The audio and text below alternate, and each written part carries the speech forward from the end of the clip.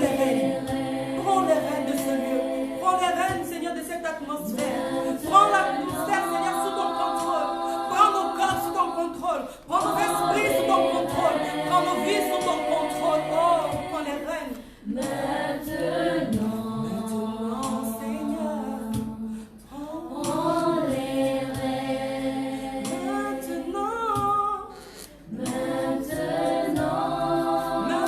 Maintenant, prends les rênes. Déclare-le, dis Seigneur, prends les rênes de ma vie. Tu connais là où tu es, tu connais la vie que tu as, tu connais les troupes que tu as ce matin.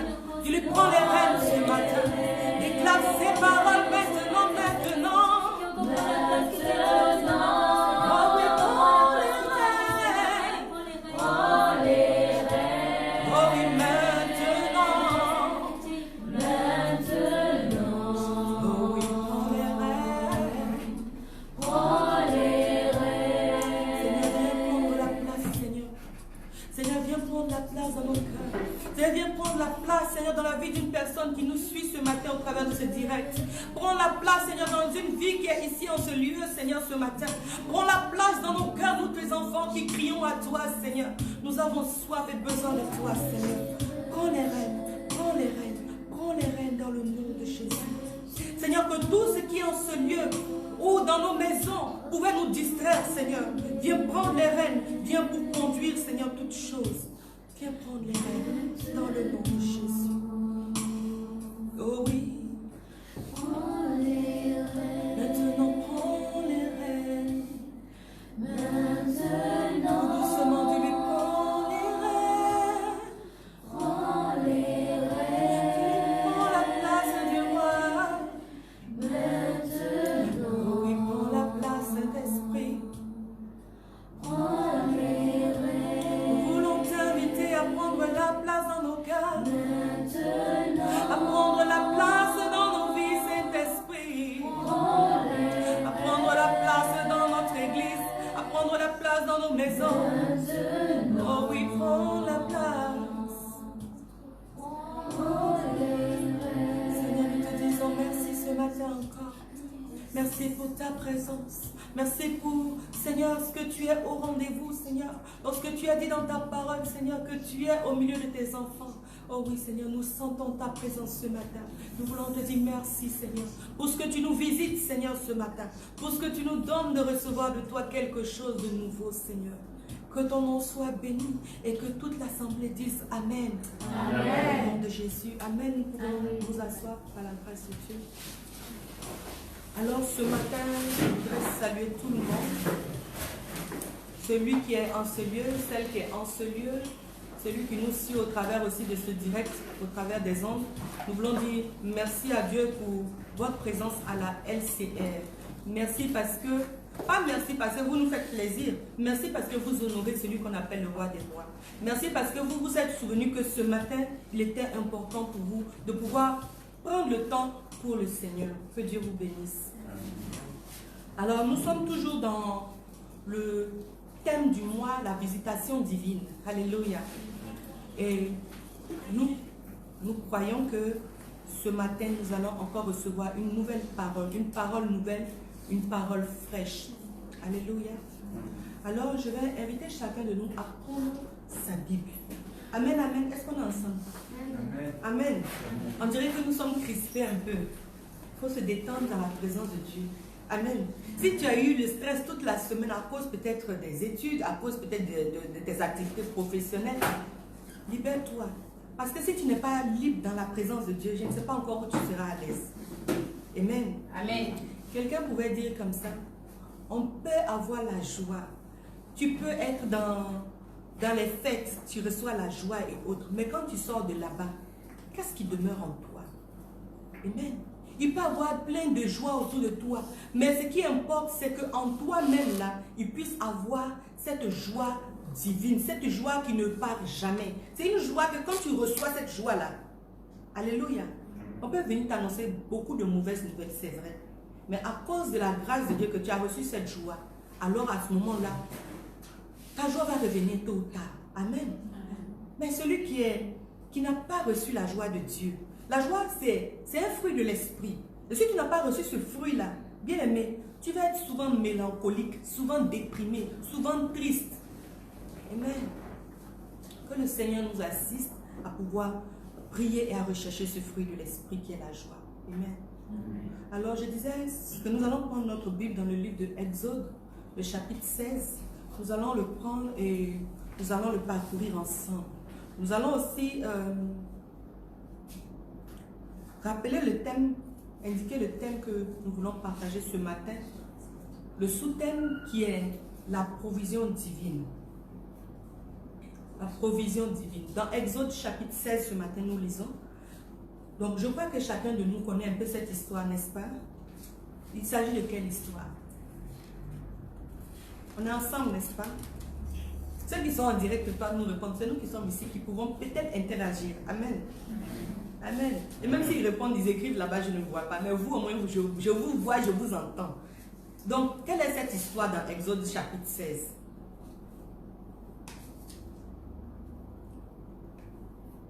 C'est la timidité?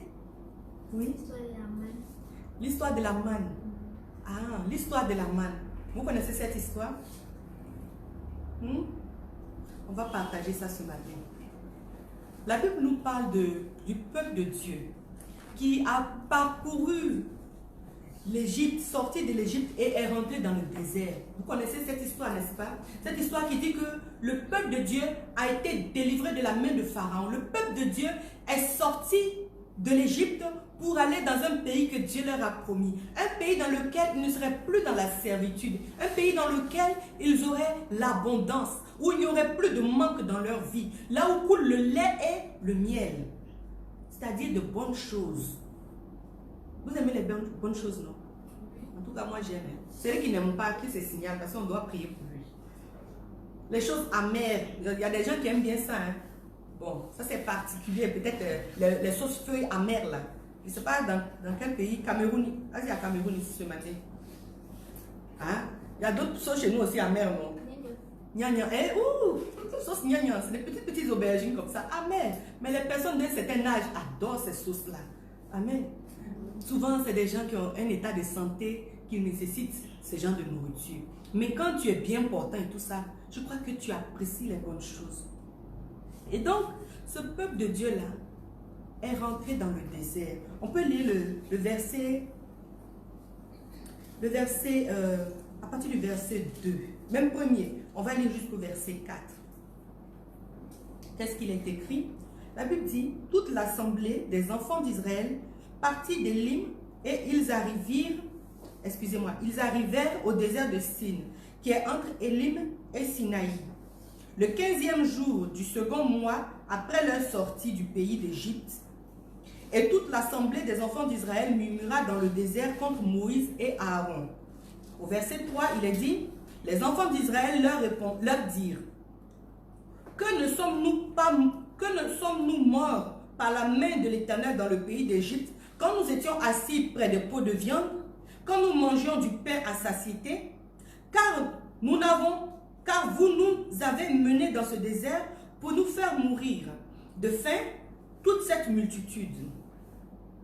Verset 4, l'Éternel dit à Moïse, voici, je ferai pleuvoir pour vous du pain du haut des cieux.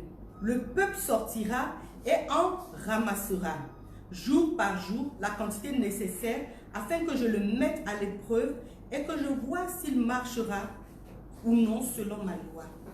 On peut lire jusqu'au verset 5. Hein. Le 6e jour, lorsqu'ils prépareront ce qu'ils auront apporté, il s'en trouvera le double de ce qu'ils ramasseront jour par jour. Amen. Alors, qu'est-ce que nous dit cette parole de Dieu là? Cette parole nous dit que le peuple est sorti de l'Égypte. Quand ils sont sortis, ils ne sont pas partis les bras vides. Hein? Est-ce qu'on se souvient? Ils ont pris leur bétail, en tout cas toutes les richesses qu'ils ont cumulées là-bas. Ils ont ramassé tout. Ce qu'ils avaient préparé peut-être dans les marmites, les femmes avaient peut-être gardé ça en réserve. Et ils sont partis comme ça dans l'Égypte. On se souvient que pendant cette traversée-là, Pharaon a cherché à les récupérer. Et la mer les a engloutis. Premier miracle de Dieu, parce qu'il a ouvert la mer Rouge et il a permis que le peuple de Dieu traverse alors qu'il n'y avait pas d'autre issue. Et que voici derrière eux les chars de Pharaon étaient. Et ils ont pu s'échapper. Par la grâce de Dieu, ils ont été libérés. Et lorsque Pharaon est passé avec son armée, la mer les a engloutis. N'est-ce pas un miracle vraiment qui doit te donner vraiment de croire que Dieu vraiment, il est capable de l'impossible. Je ne sais pas, aujourd'hui là, on n'a pas encore vu jusqu'à présent là, une eau qui s'est ouverte jusqu'à refermer. Est-ce qu'on a déjà vu ça? Même on parle de tsunami. Tsunami là, c'est pas comme ça. Tsunami veut dire que les vagues là viennent avaler la terre. Mais on n'a pas dit que tsunami là laisse de l'espace pour qu'on voit que la terre. Non. Donc ça n'existe pas. Même quand on dit marée haute, marée basse, c'est-à-dire que l'eau diminue dans la mer jusqu'à, tu vois le sol, tu vois la terre. Après encore l'eau remonte. Mais il y a encore quand même un peu d'eau qui reste. Mais là, la Bible dit qu'il n'y avait pas du tout d'eau et ils sont passés comme deux murs qui sont élevés comme ça, ils sont passés au milieu. Amen. Mais quand le peuple de Dieu a vu ça, bien aimé, vous savez, l'être humain, Dieu l'a fait vraiment à son image. Mais aussi complexe que Dieu est là, l'homme est encore plus complexe. C'est-à-dire que à chaque fois où quelque chose est simple, l'homme, lui, va trouver la complication. Un enfant, hein, c'est-à-dire ceux qui ne sont pas encore, qui n'ont pas encore l'âge de conscience, l'âge de raisonnement, hein, 3 ans jusqu'à 7 ans par là, hein, quand tu lui dis quelque chose, que ce soit le père ou la mère, en tout cas une personne plus âgée lui dit quelque chose, il va le croire, n'est-ce pas? Mais après cet âge-là, va commencer à venir le raisonnement. Et c'est ce raisonnement-là qui va faire que la personne, quand tu lui dis quelque chose, ne va pas croire. La personne, comme la Bible dit quel homme, c'était Thomas. Tant que je n'ai pas vu, je ne crois pas. Mais pourtant, ce peuple-là, la Bible dit qu'ils ont vu. Quand ils ont vu, ils ont eu d'autres enfants après. Ils ont raconté à ces enfants-là, voici ce que Dieu a fait pour nous. Mais toutes ces générations passèrent. Et chaque fois dans le désert, ces hommes et ces femmes-là ne croyaient pas. Alors il arrive pendant 2 mois et demi après leur départ de l'Égypte, qu'ils n'avaient plus du tout de réserve, plus de nourriture, plus rien à manger. On connaît ici quand on a jeûne. Quand on a jeûne, c'est difficile. Et on commence même à tourner sur nous. Qui m'a envoyé de jeûner? Qui m'a dit de jeûner? Et qu'est-ce que je vais manger tout à l'heure? Et tu tournes dans la maison, tu sens les odeurs, qu'est-ce que les autres ont préparé? Tout t'énerve. Comme nos cousins, n'est-ce pas? Hein? Tu gères en même temps, tout t'énerve comme si on t'a obligé. C'est comme ça que les enfants de Dieu étaient en train de se comporter. Tout commençait à les énerver. Dans l'épreuve où ils étaient, dans le désert, il fait quoi? Il fait chaud. Il y a le soleil qui te chicote. Il n'y a pas d'eau. Il n'y a pas de courant d'eau là. Hein? Souvent on dit non, il y a des oasis, mais les oasis là, c'est comment? C'est très rare. Et pendant qu'ils étaient en train de marcher, déjà 2 mois et demi, jusqu'à plus rien dans leur réserve, ils se posent des questions. Mais où on était là? C'était pas mieux là-bas. En Égypte, on se couche ici, on met la main, il y a la viande. On se couche là-bas, il y a le pain. Mais nous voici au milieu de nulle part. Depuis 2 mois, on marche, 2 mois et demi. Hein? On ne sait pas où est l'issue. Quand tu regardes à l'horizon, il n'y a pas de terre, il n'y a pas de végétation, rien. Alléluia. Et c'est comme ça, nous, enfants de Dieu, très souvent, quand Dieu fait quelque chose dans notre vie, nous oublions le passé. C'est-à-dire que le peuple de Dieu a oublié combien ils étaient sous esclavage. Esclavage là, tu n'es pas libre de tes mouvements. Tu n'es pas libre de te lever, de te coucher quand tu veux, de manger quand tu veux, de faire ce que tu veux, quand tu veux et comme tu veux et où tu veux. Ces hommes-là avaient carrément oublié que Dieu avait envoyé pour eux Moïse pour les libérer. Ils avaient oublié. Ils préféraient continuer à travailler pour Pharaon, taper les briques, monter les pyramides, etc. Apparemment, c'est ce qu'ils étaient en train de dire au verset 3. Parce qu'ils disent que, est-ce que tu nous as emmenés dans le désert là? C'est pour mourir ou bien c'est pourquoi? C'est comme ça dans notre vie personnelle. Quand nous sommes dans notre marche chrétienne, on oublie quelles sont les choses que nous avons vécues avant de venir au Seigneur. Pour une personne qui s'est donnée réellement à Dieu, elle connaît la différence entre la vie qu'elle avait hier et celle qu'elle a aujourd'hui avec Christ.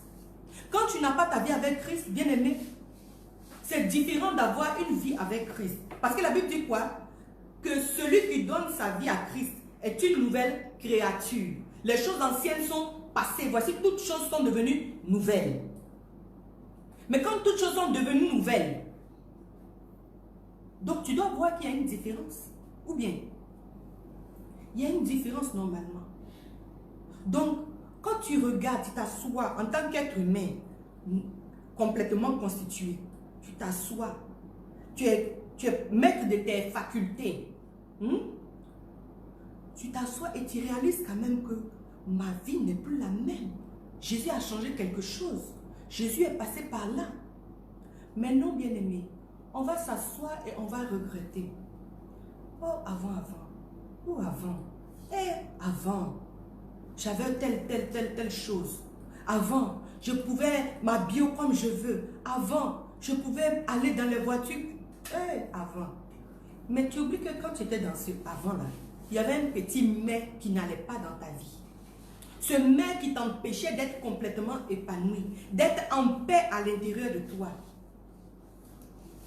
Et c'est comme ça que souvent nous réagissons. Comme ce peuple-là.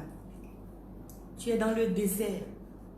Le désert, c'est quoi? Le désert, c'est un temps. C'est un temps. Le temps dit quoi?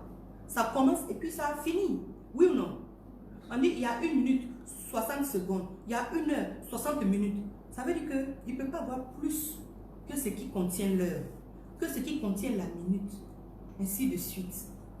Donc, avec Dieu, il y a un temps. Que ce soit physique, que ce soit spirituel, il y a un temps. Et ce temps-là, même si nous ne connaissons pas la fin, lui, Dieu, il connaît la fin.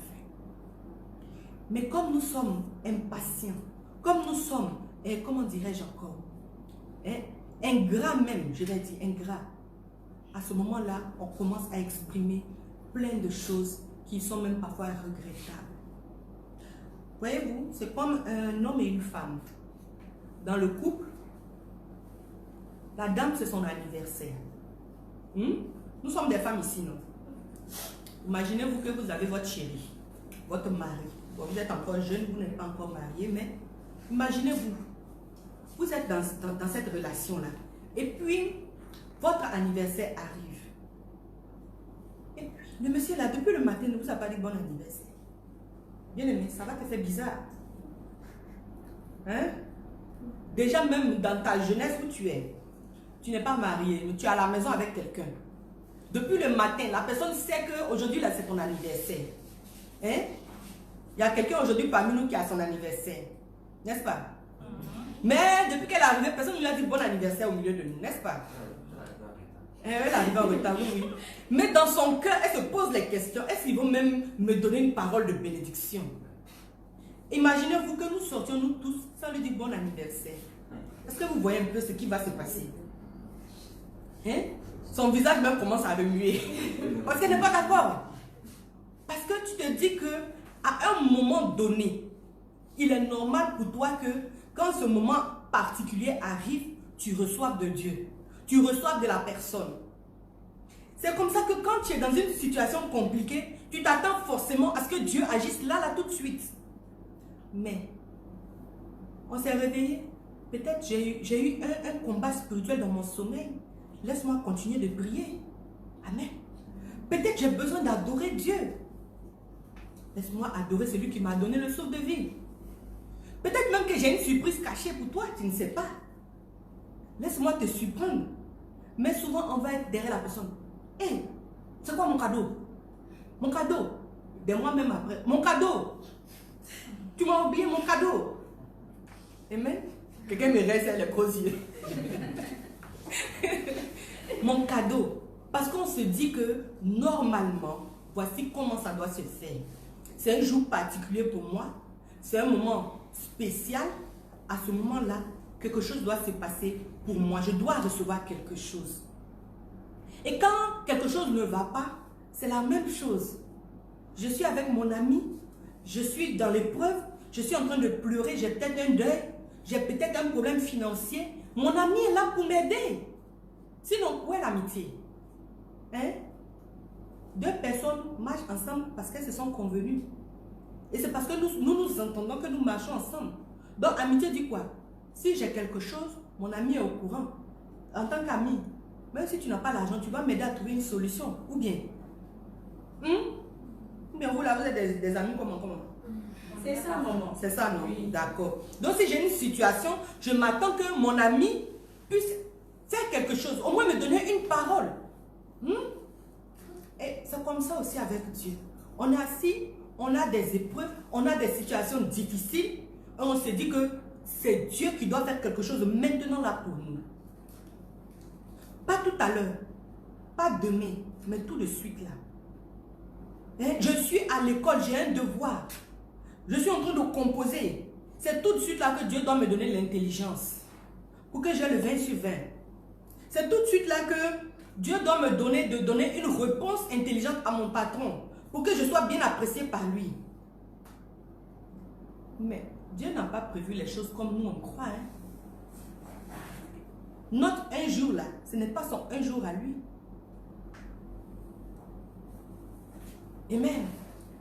Donc, la manière dont Dieu voit n'est pas la même manière que nous aussi les hommes nous voyons.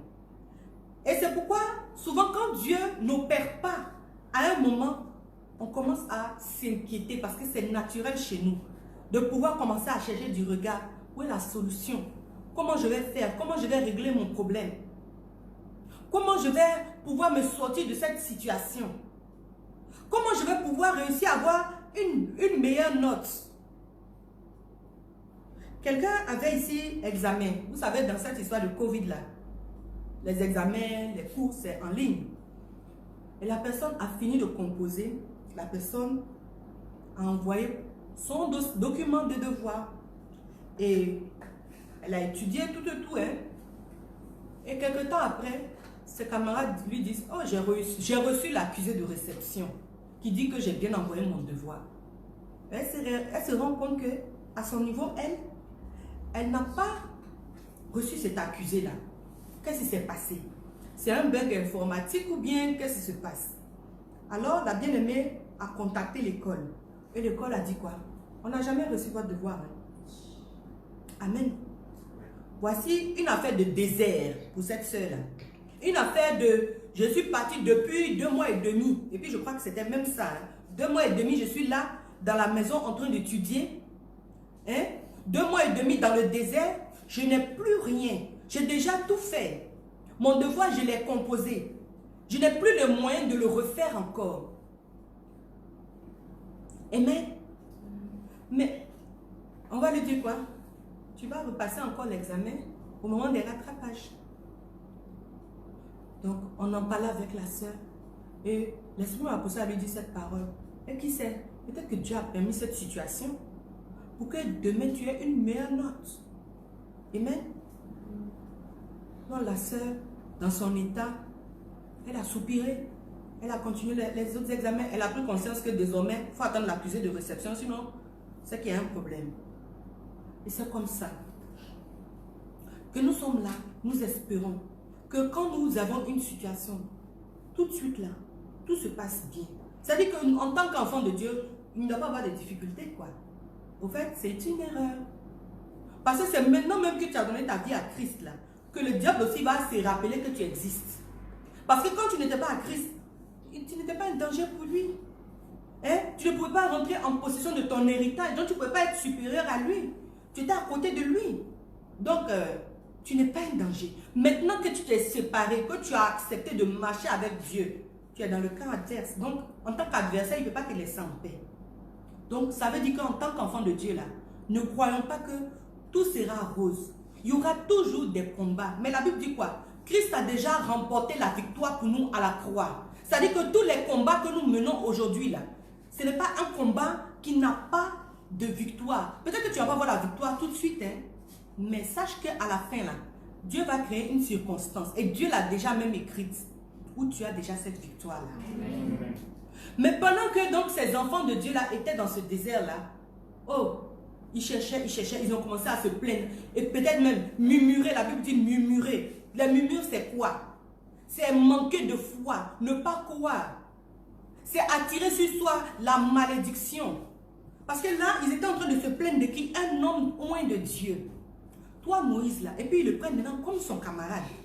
C'est-à-dire qu'aujourd'hui, tu t'entends bien avec l'homme de Dieu, hein, mais quand la situation arrive, toi, à cause de toi, je ne suis pas allé étudier. À cause de toi, je ne suis pas allé faire mon dossier professionnel.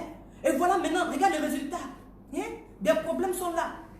Tu as oublié même que c'est ce même homme de Dieu-là qui t'a béni hier. C'est ce même homme de Dieu-là qui t'a donné de pouvoir trouver la route qui te donne d'être bien aujourd'hui. Tu as oublié que c'est cette personne que Dieu a utilisée pour te révéler des choses que Dieu a prévues pour toi. C'est comme ça que le peuple de Dieu a oublié que Moïse avait été utilisé pour les délivrer. Que Moïse avait été utilisé pour leur donner d'accéder maintenant à un niveau meilleur, un niveau de vue meilleur que celui en Égypte. Ils ont oublié que Canaan leur avait été promis. Ils ont oublié toutes ces choses que Dieu avait déjà fait pour eux. C'est vrai que quand tu es dans la situation, ah, je n'ai plus à manger dans mon armoire. Mais vraiment, hein, comment ça peut venir? Il n'y a pas 10 000 façons. Hein. Soit j'ai de l'argent, je vais acheter, soit je reçois un don, ou bien la pire des manières, je m'en vais voler. Amen. Mais quand tu es dans le désert, là, il n'y a aucun champ. Tu vas aller voler où? Hein? Il n'y a pas de mer. Où tu vas aller pêcher? Il n'y a pas de supermarché. Qu'est-ce que tu vas faire? Donc maintenant, c'était la seule solution pour eux, selon eux, de s'en sortir. Croyez-vous que quand ils allaient se plaindre là, ça allait régler quelque chose? Rien du tout. Parce que tu vas te plaindre à la personne, mais si elle n'a pas de solution, elle-même elle est au même niveau que toi, qu'est-ce que tu veux qu'elle fasse? Elle ne peut rien faire. Mais c'est parce qu'il y a la provision divine que cette personne-là pourra ou pas faire quelque chose. Amen. Je disais tout à l'heure donc le témoignage de cette sœur-là. Quand elle est allée, elle a recomposé. Elle a recomposé et elle m'a dit qu'elle a eu une meilleure note. Je ne sais plus c'était quoi, 18 ou bien quoi? 16. Et qui sait quelle note elle allait avoir? Elle a eu 16. C'est pas négligeable, hein? Ah. Donc tu vas au rattrapage et puis tu as 16. Pas bon ça. Mais sur le champ là, tu vas commencer à t'énerver. Oh, oh, oh, commencer à murmurer, commencer à te plaindre. Souvent non, apprenons à nous asseoir, à rester calme. C'est pas facile, hein, parce que nous sommes des hommes. Nous avons nos caractères, nous avons notre éducation. La manière dont on a grandi là, souvent c'est ce qui nous suit à l'âge adulte. C'est-à-dire si tu as toujours été chouchouté, donc tu n'as jamais éprouvé, fait aucun effort pour avoir quelque chose. Quand arrive le temps maintenant de te battre pour avoir quelque chose, ça devient compliqué pour toi. Parce que tu t'attends à ce qu'on te donne simplement. Imaginez-vous, ici là, il n'y a pas encore de locaux. Hein. Donc nous sommes tous quittés quelque part pour venir faire quelque chose. On a laissé la famille, on a laissé tout le monde. On est peut-être seul dans la maison. Mais quand tu es là, est-ce que tu as une situation, tu vas aller chercher le parent qui est au pays là-bas? Hein? Tu ne peux pas. Tu ne peux pas. Toi seul, tu vas faire face à la situation. Et c'est comme ça que beaucoup se retrouvent ici à faire des petits boulots pour pouvoir compléter ce qu'ils reçoivent. Parce qu'on ne peut pas attendre que la solution quitte le pays pour venir nous trouver. Amen. On peut prendre le livre de 1 Roi, le chapitre 17, verset 4. 1 Roi 17, verset 4. Si quelqu'un est déjà là-bas, peut lire pour nous la parole de Dieu.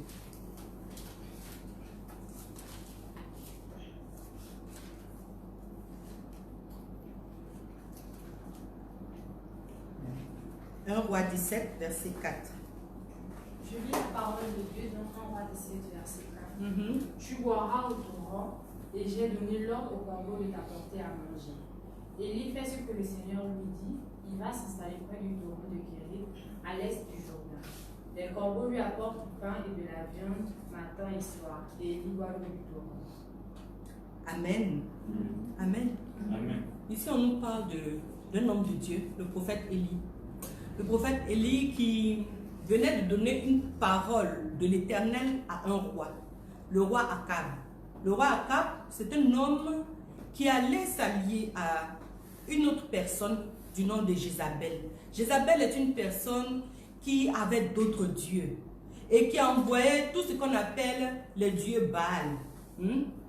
Et quand Dieu a vu ça, Dieu a donné la parole à Élie pour que Akab puisse se repentir. Mais comme les hommes sont les hommes et qu'ils veulent faire toujours ce qu'ils veulent, parce qu'ils sont peut-être rois, ils ont la puissance, alors Dieu lui a emmené la sécheresse. Et il a dit, je vais lire un peu plus loin, la Bible dit que au verset 2, lisons au verset 1, Élie le Tibite, l'un des habitants de Galad, dit à Akab, l'Éternel est vivant, le Dieu d'Israël, dont je suis le serviteur. Il n'y aura ces années ni rosée, ni pluie, sinon à ma parole. C'est-à-dire que lui, là, son autorité, ce n'est pas l'autorité d'aujourd'hui. Il dit que lui, tant qu'il n'a pas dit, il n'y aura pas la pluie qui va tomber, il n'y aura pas la pluie. Aujourd'hui, vous voyez, nous les enfants de Dieu, nous avons un problème parce que nous ne savons pas manifester notre autorité. Voici un homme de Dieu qui le fait. Et je sais que dans nos cultures, on connaît ces choses qui se font souvent mystiquement. Et on le dit facilement comme ça. Oh non, les vieux là ont parlé pour ne pas qu'il pleuve à cause de la plantation. Oh non, ils ont parlé pour qu'il y ait la pluie. Ils ont attrapé la pluie dans le ciel. N'est-ce pas qu'on entend ces choses? Comment se fait-il que des hommes qui n'ont pas Christ arrivent à faire des choses comme ça? Et nous, enfants de Dieu, qui avons cette autorité-là, on n'y arrive pas. C'est parce qu'on a perdu quelque chose. On a perdu notre autorité et on n'en a pas conscience que Dieu peut le faire aussi avec nous. Amen. Donc, il est temps pour nous de saisir qui nous sommes et que nous puissions nous repositionner. La Bible dit au verset 2, « Et la parole de l'Éternel fut adressée à Élie en ces mots. » Donc, lui, Élie, il a décidé que dans le pays, là, à cause d'Akab, il n'y ait pas l'eau. Qui que tu sois qui est dans ce pays-là, tu n'auras pas aussi l'eau. Mais, écoutez ce que Dieu va dire pour lui, Élie. Il lui dit, « Pars d'ici, dirige-toi vers l'Orient et cache-toi près du torrent de Kérit, qui est en face du Jourdain. Tu boiras de l'eau, c'est ce que nous venons de lire, hein. Tu boiras de l'eau du torrent et j'ai ordonné aux corbeaux de te nourrir là. » Amen. Quand on lit au verset 6, la Bible dit, « Les corbeaux lui apportèrent du pain et de la viande le matin, et du pain et de la viande le soir. Et il buvait de l'eau du torrent. » Amen. Voici un peu ce que Dieu vient faire. Dieu vient apporter la provision lorsqu'il n'y a plus rien. Amen. La provision divine, c'est quoi? C'est quelque chose qui vient à un moment donné dans ta vie. C'est une ressource que Dieu vient mettre dans ta vie parce qu'il y a un manque, parce qu'il y a un vide, parce que tu n'as pas et parce que tu en as besoin. Dieu le fait parce qu'il y a une nécessité. Dieu ne vient pas le faire parce que, écoute, tu es à l'aise et puis il va encore ajouter. Dieu le fait aussi pourquoi? Dieu le fait pour qu'on puisse voir sa gloire. Regardez quand on a lu tout à l'heure Exode le chapitre 16. Il a dit quoi? Que Dieu a envoyé la manne le matin jusqu'à le soir, il n'y en a plus. Dieu envoie la manne pour permettre, avec les cailles, pour permettre aux enfants de Dieu d'avoir de quoi manger. C'est-à-dire que dans ce désert-là, où il n'y a pas de supermarché, où il n'y a pas d'élevage, où il n'y a pas d'eau, de courant d'eau, pour dire il y a des poissons, où il n'y a pas de forêt, pour dire on va tuer des animaux. Et même, Dieu permet que du ciel descende de la nourriture. Et qu'est-ce que tu as à faire? Juste à baisser la main, à prendre pour manger. Amen. La manne que nous voyons ici, c'est aussi ce qui a été dit dans Jean le chapitre 6. Amen. Où Jésus était en train de parler et il disait qu'il est le pain de vie. Ce pain-là que quand tu viens du ciel, tu reçois la vie. Amen. Jésus-Christ est notre provision divine. Lorsque tu reçois Jésus dans ta vie, bien-aimé, ce qui manque dans ta vie est comblé. Lorsque Jésus vient siéger dans ta vie, ce qui ne va pas est réglé. Lorsque Jésus vient dans ta vie, ce qui est malade est guéri. Jésus est la provision divine. Jésus est celui qui vient pour combler dans ta vie ce qui ne va pas. Jésus est celui qui vient pour régler tous les détails. Vous voyez l'horloge, il faut faire des petits réglages pour permettre à l'horloge de pouvoir fonctionner. Amen. Jésus est cette chose-là qui vient, cet élément-là qui vient pour régler ta vie comme il faut. La provision divine. L'objectif de la provision divine, c'est quoi? C'est de nous apprendre à dépendre de Dieu. Dépendre de Dieu, ce n'est pas de dire ce matin, moi je suis chrétien, moi je suis chrétienne, moi j'adore Jésus. Ce n'est pas de ça qu'on parle. Dépendre de Dieu. Nous avons parlé en semaine pendant les cellules, nous avons parlé d'un thème qui était quoi? La foi. C'est quoi la foi? On a donné comme définition que c'est la capacité pour l'homme de dépasser ses limites. C'est-à-dire que l'homme a sa manière, sa possibilité de faire des choses. Mais en croyant en Dieu, en s'abandonnant à Dieu, en dépendant de Dieu, tu maintenant vas à un niveau illimité. Un niveau dans lequel tu n'as plus de limites. Parce que maintenant, tu crois que ce que Dieu a dit est possible de le faire. La Bible dit quoi? Que Jésus a dit, je m'en vais. Vous ferez des choses encore plus grandes que ce que j'ai fait. Il a fait quoi, Jésus? Il a guéri les malades. Il a fait quoi? Il a transformé l'eau en vin. Il a ressuscité. Quoi encore? Il a baptisé du Saint-Esprit, oui. Ah, encore quoi? Amen. Il a donné aux gens des marchés. Il a guéri les paralytiques. Il a multiplié la nourriture. Il a délivré des hommes. Envoyé les esprits mauvais dans les ports. Etc. etc. Donc, ces choses que Dieu a fait là, nous, on se limite à quoi? Guérir les malades. Et encore, quel genre de guérison? Mal de tête. Que Dieu nous aide à vraiment manifester l'onction, à faire au-delà de ce que Dieu a fait. Et encore donc, à augmenter notre foi. Augmenter notre foi. Amen. On peut lire Matthieu 6. Quelqu'un va le lire pour nous. Matthieu 6, versets 9 à 11.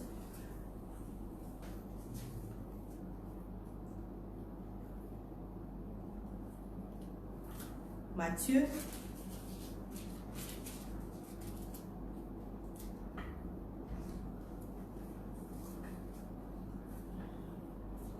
Donc, je disais, pendant que quelqu'un cherche pour nous lire cette référence, je disais dans Jean chapitre 6 que Jésus lui-même en faisait allusion, qui disait que, au verset 33, car le pain de Dieu, c'est lui qui descend du ciel et qui donne la vie au monde. Ce pain-là, c'est Jésus. Amen.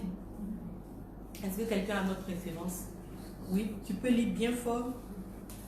Matthieu 6, à partir du verset 9. Priez donc ainsi, je lis dans la version Seigneur. Priez donc ainsi, notre Père qui es aux cieux, que ton nom soit sanctifié, que ton règne vienne, que ta volonté soit faite sur la terre. Pardon, lis-nous le verset 9 et le verset 11. Le verset 9 et le verset 11. Matthieu 6, c'est 9 et 11. Le verset 9. Priez donc ainsi, notre Père qui es aux cieux, que ton nom soit sanctifié. Le verset 11. Donne-nous aujourd'hui le pain dont nous avons besoin. Amen. Amen. Verset 9 dit, répète pour nous. Verset 9 dit. Priez donc ainsi. Notre Père qui es aux cieux, que ton nom soit sanctifié. Le verset 11. Donne-nous aujourd'hui le pain dont nous avons besoin. Donc, est-ce qu'on comprend un peu cette parole-là? La prière qui nous est donnée ici, du Notre Père, on a beaucoup entendu, on la connaît. La Bible dit quoi? Donne-nous aujourd'hui notre pain de ce jour. C'est-à-dire quoi? Regardez la corrélation avec Exode 16. La manne venait quoi? Chaque jour. C'est pas ça vient et puis c'est fini. C'est pas ça vient tout le temps. Ça vient le matin, ça finit le soir. Tu attends encore le lendemain matin. Donc chaque jour a sa portion pour toi. Chaque jour, Dieu a prévu quelque chose pour toi, pour te donner de pouvoir être rassasié, de pouvoir ne pas être dans le manque, de pouvoir ne pas chercher et commencer à avoir des murmures. Mais qu'est-ce qu'il y a lieu de faire? Ce n'est pas de se plaindre à gauche et à droite. Papa, maman, j'ai faim. Eux aussi, ils ont faim. Amen. Ils ont faim aussi, les parents. Le mari aussi, il a faim. Parce que nous sommes tous des hommes. Et la Bible dit que nous ne mangerons pas seulement du pain, non? Ça veut dire que quand même on doit en manger. On n'est pas spirituel simplement, hein? On est aussi physique. Et ce corps physique-là a besoin d'être nourri. Donc, tout être humain a besoin de manger. Donc, qu'est-ce que Dieu nous dit? Demande à Dieu ce dont tu as besoin. Donne-nous aujourd'hui notre pain de ce jour. Amen. Chaque jour, donne-nous notre pain de ce jour. Alléluia. Chaque jour, je me lève le matin. J'ai une situation. Seigneur, donne-moi le pain de ce jour. Seigneur, donne-moi la provision de ce jour. Seigneur, donne-moi ce dont j'ai besoin aujourd'hui. Et la Bible dit que quoi? Quand on lit dans Exode 16, la Bible dit que Dieu avait donné une instruction. C'était de ne pas dépasser une certaine quantité. Chacun devait prendre selon la quantité de personnes qu'il a dans sa maison. Et c'était un homère. Je n'ai pas cherché exactement ce que ça représente aujourd'hui. Mais disons par exemple, c'était peut-être un bol, une bassine. Hein?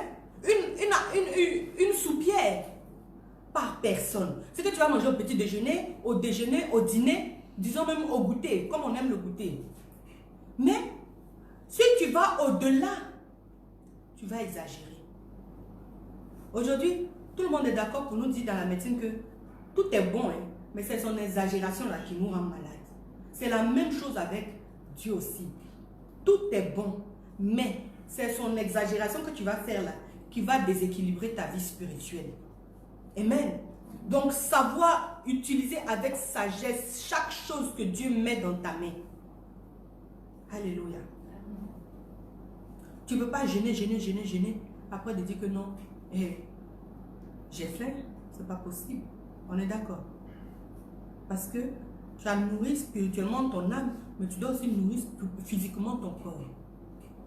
Donc, il y a un équilibre à pouvoir faire.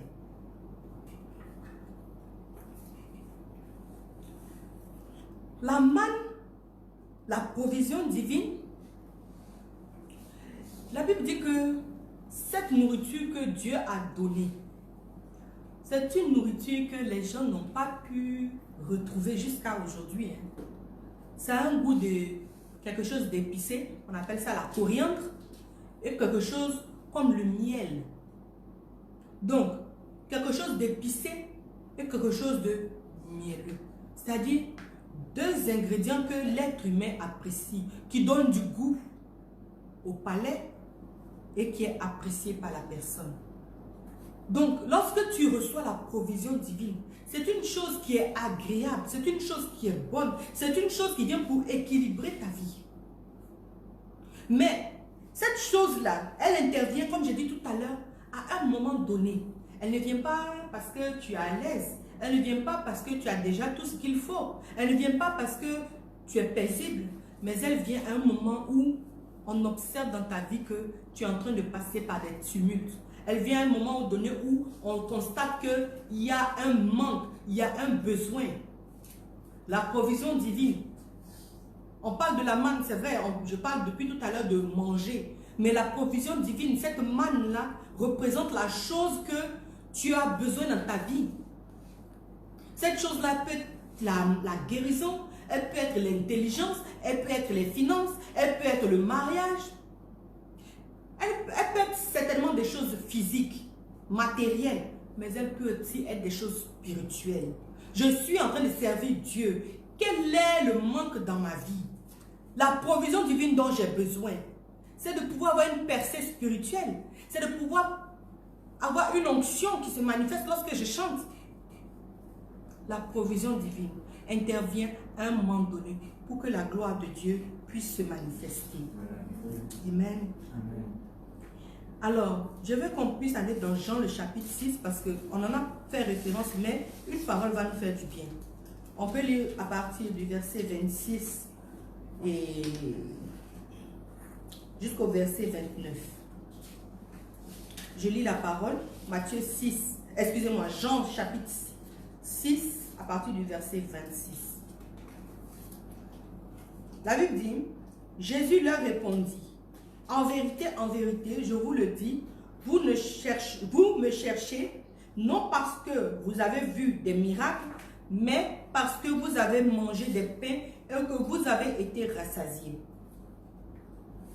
Travaillez non pour la nourriture qui périt, mais pour celle qui subsiste pour la vie éternelle, et que le Fils de l'homme vous donnera, car c'est lui que le Père, que Dieu lui-même a marqué de son sceau.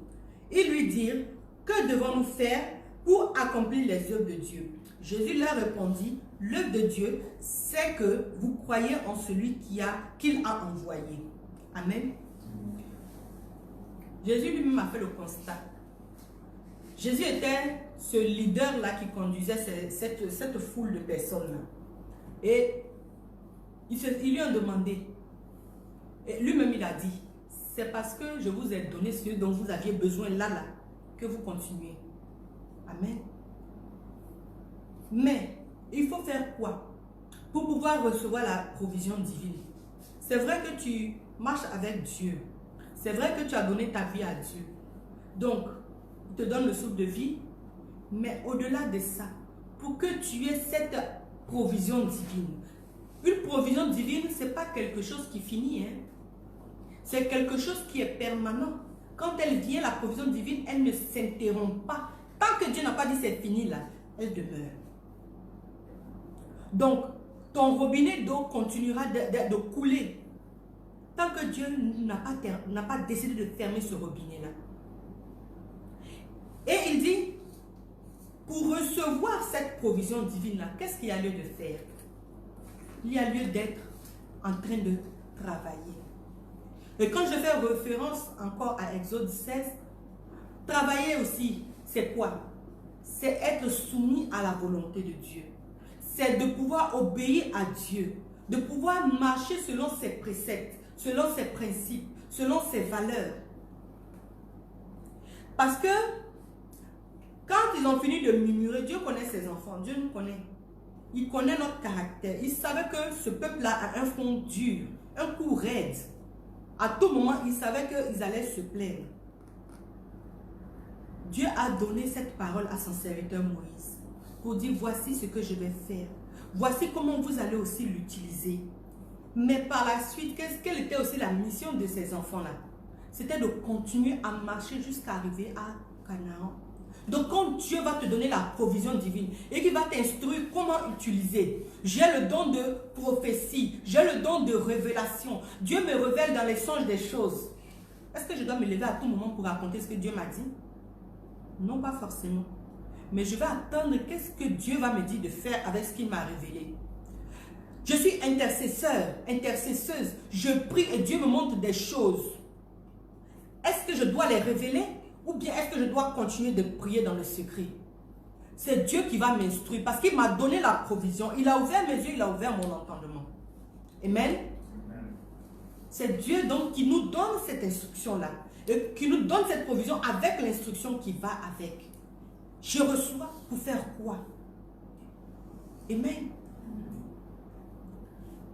Travailler dans l'obéissance. Continuer de servir Dieu. Au début du mois dernier, le prophète avait parlé déjà du service de Dieu. La bénédiction que nous recherchons provient de notre service pour Dieu. Servir Dieu, je le dis souvent, ce n'est pas se tenir à la chair, forcément. C'est une manière de servir Dieu. Mais servir Dieu, la plus grande manière de servir Dieu, c'est que ta vie soit un témoignage, soit un message d'évangélisation pour une personne à côté de toi. Mais lorsque ta vie est égale à la vie de ton voisin qui ne connaît pas Dieu, à ce moment-là, tu n'es pas en train de servir Dieu. Lorsque vous êtes même chose, tu n'es pas en train de servir Dieu. Nous avons été, il y a quelques semaines, au supermarché avec mon mari, avec le prophète, et on avait les masques. Vous savez, avec les masques là, parfois on a du mal à savoir si c'est vraiment la personne qui est là-bas, n'est-ce pas? Donc, il faut vraiment regarder. Et puis, si l'autre aussi arrive à discerner, il peut te dire que c'est toi. Donc, nous étions comme ça à la caisse. Et devant nous, il y avait un groupe de personnes. Et dans ce groupe de personnes-là, il y avait une personne, je regarde, mais je ne veux pas regarder avec insistance pour que la personne dise, mais la femme là me regarde pourquoi? Vous voyez, souvent, quand tu regardes quelqu'un avec insistance, ça dérange. Donc, je regarde et puis je change ma direction de regard. Je regarde, je change la direction. Après, la personne n'a pas réagi. Donc, je me suis dit, bon, ce n'est pas la personne à qui je pense. Et ils sont partis. Quand on sort du magasin, je demande à mon mari, mais s'il te plaît, la personne qui avait le masque de telle couleur là, est-ce que ce n'était pas telle personne? Il me dit, si. Je dis, ah bon? Oh. Mais pourquoi donc? On nous voit et puis on ne nous dit même pas bonjour. Qu'est-ce qui se passe? On a fait quelque chose ou bien? Mais vous savez pourquoi on n'a pas eu de salutation? La personne était un enfant de Dieu. Et la personne, avec un groupe d'amis, je ne sais pas s'ils sont chrétiens ou non, mais il y avait l'alcool qui était en train de passer sur le tapis de la caisse. Hein? Les canettes de bière et tout ce qui s'ensuit. L'autre était avec la sangria. Comment on appelle sangria, non?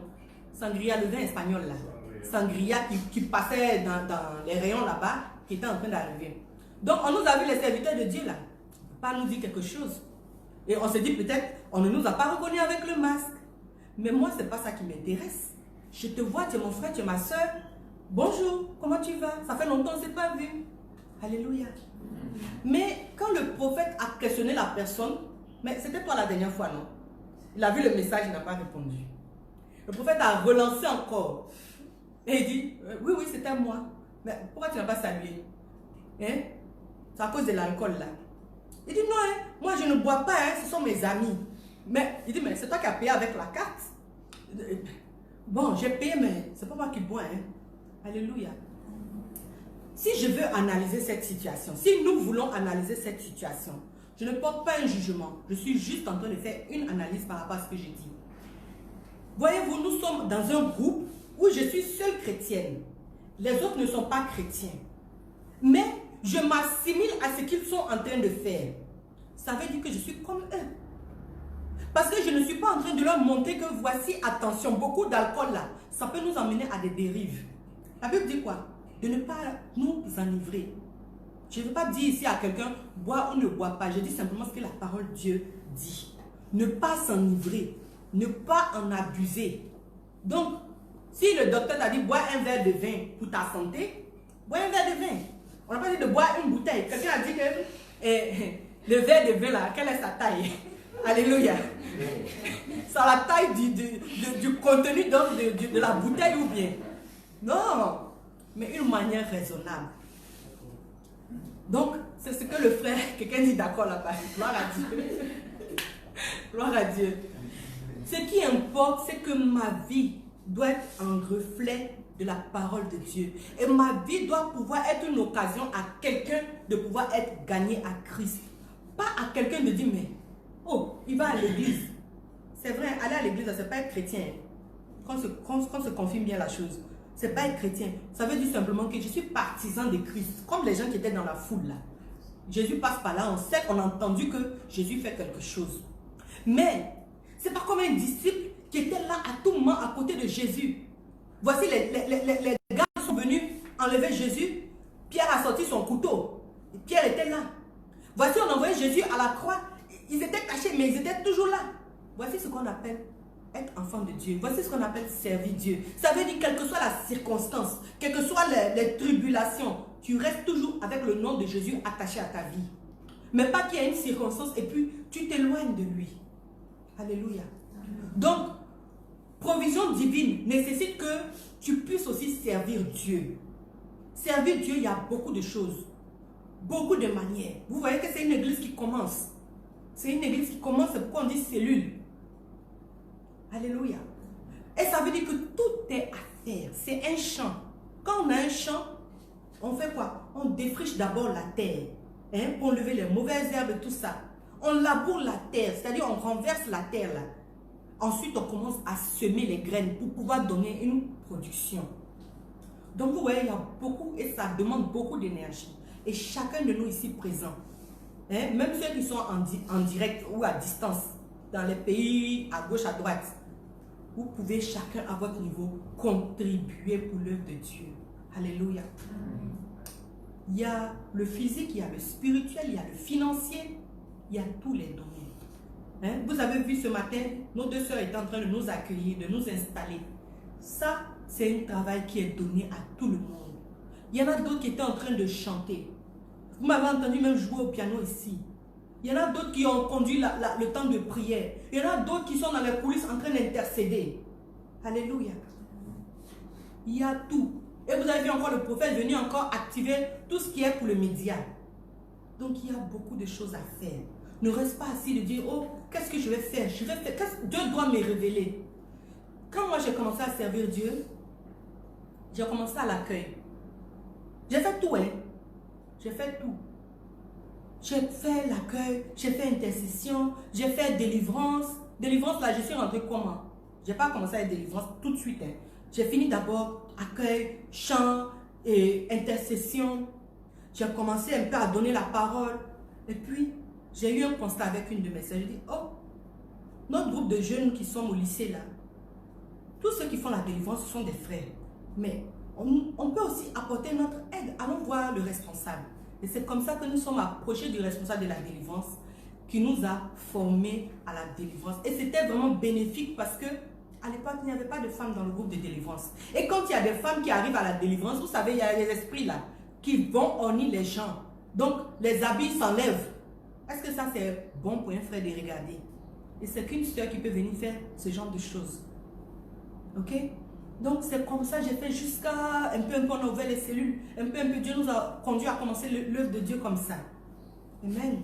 École du dimanche, tout. Il n'y a pas quelque chose que j'ai pas fait à ma connaissance. Jusqu'à ce que Dieu me montre clairement. Le piano, là, c'est récent. Hein? J'ai commencé le piano en 2016. En 2003, 2002, 2003, j'étais en train de réfléchir. J'étais encore sur les bancs. Hein? Je disais, oh Seigneur, j'aime la musique, j'aime t'adorer et j'aimerais apprendre un instrument. Qu'est-ce que je peux faire? J'ai regardé ma poche. Je suis à la maison sous couvert.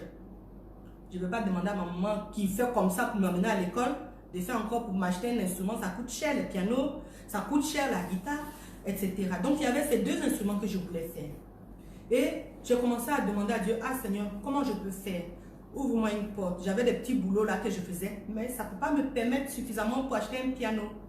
Et il y avait une soeur à l'église, oh là là, quand elle prend la guitare et puis elle conduit la louange, waouh, non, ça donne envie quoi.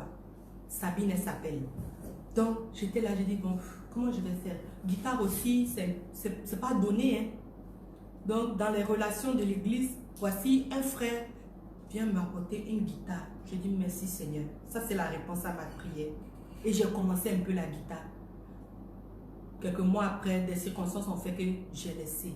Jusqu'à 2016, Dieu m'a permis de rentrer dans une situation qui m'ont dit, commence à adorer Dieu. Et j'ai pris le piano. J'ai appelé un frère de l'église, s'il te plaît, je vais apprendre le piano. J'ai appris le piano à la maison combien de mois? 2 mois, peut-être 3 mois. Et voici qu'à l'église mère en haut là-bas, la sœur qui joue au piano est rentrée au pays. Donc, les chants sont là, le piano est là, il n'y a pas de musique. Moi aussi, je suis là, je dis, hey, est-ce que je peux jouer cette histoire-là? Quand ils m'ont envoyé les chants, est-ce que je peux suivre au piano? Quand ils changent les gammes, tout ça. Oh, j'étais en stress, mais j'ai approché le frère, j'ai dit, ah, avec la situation là, est-ce que tu penses, selon la formation que tu m'as donnée, est-ce que tu penses que je peux aussi soutenir le groupe musical jusqu'à ce que quelqu'un arrive? Il m'a dit, oui. Je dis, mais si, parce que je ne maîtrise pas, je dis toujours au groupe musical, moi j'ai du mal à entendre les notes pour jouer facilement. C'est maintenant que je me débrouille plus. Mais est-ce que vous allez me donner les notes et puis je vais juste écrire sur le cahier, je joue au fur et à mesure? Il m'a dit, il n'y a pas de problème. Donc c'est comme ça qu'ils ont dit aux responsables, aux pasteurs, et puis j'ai introduit le groupe musical de l'église. J'ai joué jusqu'à... Les frères et sœurs sont venus encore renforcer les instruments, tout et tout. Et par la grâce de Dieu, j'ai fait de 2016 à 2017. Après, j'ai un peu arrêté. Et puis quand nous avons démarré ici, il n'y avait pas encore Larry. Vous vous rappelez? Donc j'ai joué au piano ici. C'est des choses qui nous servent demain, on ne sait pas où. Tu es seul, tu es dans un désert, tu vas dans un pays, il n'y a pas église. Voici Gwen ce matin qui a pris le micro, qui a commencé à nous conduire dans la prière. Ça, c'est son commencement qui est là. Mais qui sait demain où elle va atterrir? Christelle aussi, ici, elle a commencé à modérer. Qui sait demain où elle va atterrir? Moi, quand j'ai commencé, je vous ai dit, j'étais devant la porte de la classe, en train de faire le service d'accueil, d'appeler les gens qui passaient. Hé, il y a la cellule, hein? C'est comme ça que j'ai commencé. Aujourd'hui, je suis en train de vous donner une parole de Dieu. Amen. On ne sait pas comment on commence et où ça va nous emmener. Mais seulement, faisons quelque chose qui plaise à Dieu. Soyons utiles. Parce que la Bible dit quoi? Si on ne veut pas faire l'œuvre de Dieu, Dieu va même prendre quoi? Un caillou pour le servir. Donc, il ne faut pas qu'un caillou soit plus important que toi. En tout cas, moi, je ne veux pas qu'un caillou sur lequel je marche là, caillou qu'on prend pour jeter là, je ne veux pas que le caillou soit plus important que moi. Amen. Je vais t'inviter ce matin encore à redéfinir tes priorités, redéfinir ce qui est plus important pour toi dans ta vie. Et aussi redéfinir quel est ton objectif final sur cette terre. On est de passage. Gwen l'a dit ce matin en commençant. Depuis, on ne fait qu'entendre décès. Ce n'est pas Corona. Hein. Décès. Homme de Dieu, chrétien, non chrétien, on est en train de faire comme ça. Ça veut dire que la vie est quelque chose d'inattendu.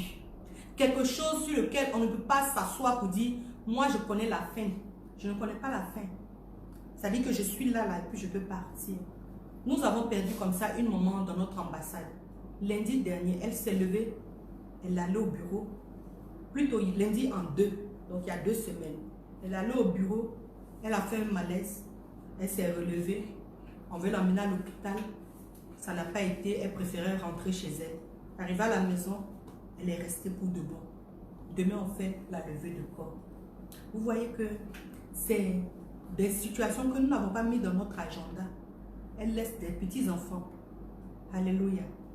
Ça veut dire que quand le temps va arriver, puis Dieu a dit, aujourd'hui là, c'est le dernier jour pour cette personne. Où tu t'en vas? Qu'est-ce que tu as fait? Alléluia. C'est ce que Dieu a besoin de voir. Qu'est-ce que tu as fait? Donc, maintenant où on est là, chacun peut s'asseoir pour dire, je sais où je veux aller. J'ai mes problèmes, j'ai mes difficultés, j'ai les manques dans ma vie, mais je sais où je veux atterrir. Je veux un bon travail, oui. Je veux un bon mariage, oui. Je veux avoir de bons enfants, oui. Tout ce qui est bon, je veux, oui. Mais j'ai besoin d'avoir Jésus dans ma vie. Cette provision divine qui ne t'arrive jamais, j'en ai besoin pour pouvoir atteindre l'objectif que je me fixe. Amen. Si vous êtes d'accord, on va prier Dieu. On va demander à Dieu qui nous donne sa grâce. Parce que pour arriver à ces choses-là, ce n'est pas par la force humaine, ce n'est pas par l'intelligence, ce n'est pas par mes capacités humaines, relationnelles et autres que je peux y arriver. Ce n'est pas parce que je connais des personnalités que je peux arriver. Ce n'est pas parce que mes parents ont des réseaux que je peux y arriver. Mais c'est par la grâce de Dieu. Chez nous au travail, on dit que c'est parce que tu es enfant de, en direct. C'est pas parce que tu es enfant de que tu vas avoir quelque chose. Non, on a dit, moi aussi je suis enfant de quelqu'un. Je suis enfant de qui? Je suis enfant de Dieu. Alléluia. En tant qu'enfant de Dieu là, je peux posséder ma chose. En tant qu'un enfant de Dieu là, je peux avoir ma promotion. En tant qu'un enfant de Dieu là, je peux avoir mon mariage. En tant qu'un enfant de Dieu, je peux avoir mon enfant. Amen. Élève la voix, dis Seigneur, j'ai besoin de toi. J'ai besoin de toi. J'ai besoin de toi, Seigneur. Aide-moi à y arriver. Aide-moi à ne plus murmurer. Que ce caractère qui est en moi là change. Que ce caractère qui est en moi là disparaisse. Ouvre la bouche, parle à Dieu. Dis Seigneur, change-moi. Change ma vie. Change mon cœur. Change ma vie.